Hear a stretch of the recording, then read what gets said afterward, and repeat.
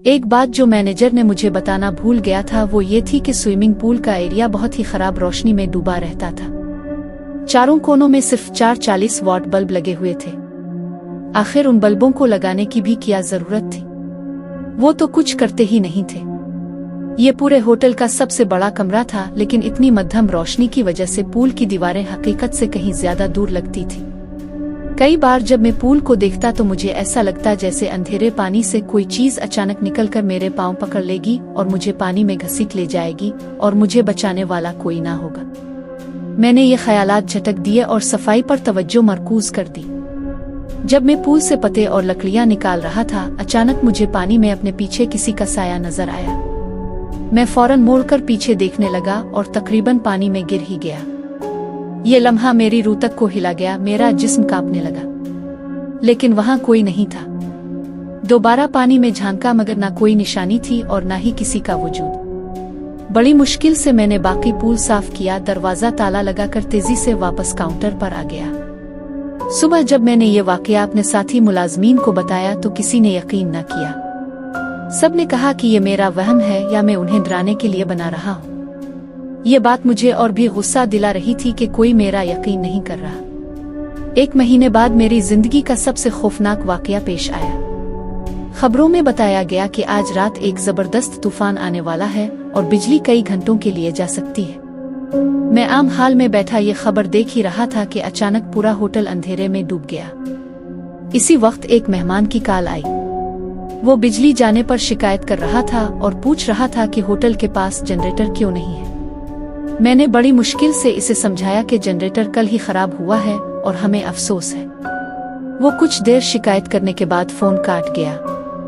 मैंने टॉर्च निकाली ताकि अगर कोई दूसरा ग्राहक शिकायत करने आए तो काउंटर पर जा सको, लेकिन मसला ये था कि वो टॉर्च पुरानी थी और अक्सर सही काम नहीं करती थी। जब मैंने जलाई तो रोशनी मध्यम और टिमटिमाती हुई निकली। मैं राहदारी में खड़ा था कि अचानक मुझे एक औरत के रोने और कराहने की आवाज सुनाई दी। आवाज लग रहा था जैसे दीवारों के अंदर से आ रही हो।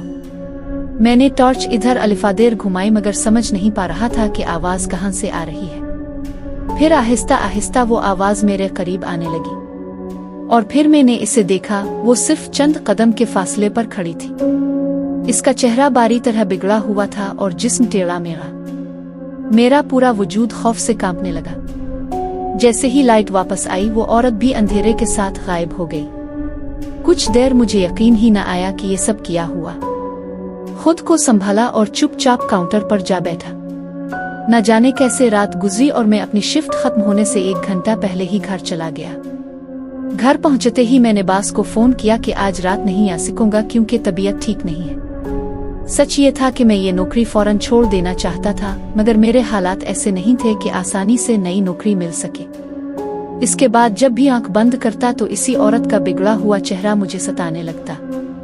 शुक्र है कि इस रात बर वक्त बिजली वापस आ गई, वरना खुदा जानता मेरे साथ क्या हो जाता।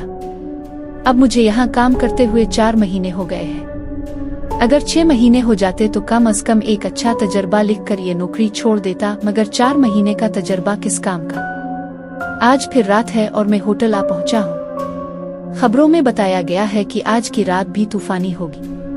मैं एक नया टॉर्च और लैपटॉप की इजाफी बैटरी ले आया हूँ ताकि अगर बिजली गई तो काम चल सके, लेकिन अफसोस टॉर्च में गाड़ी में भूल आया।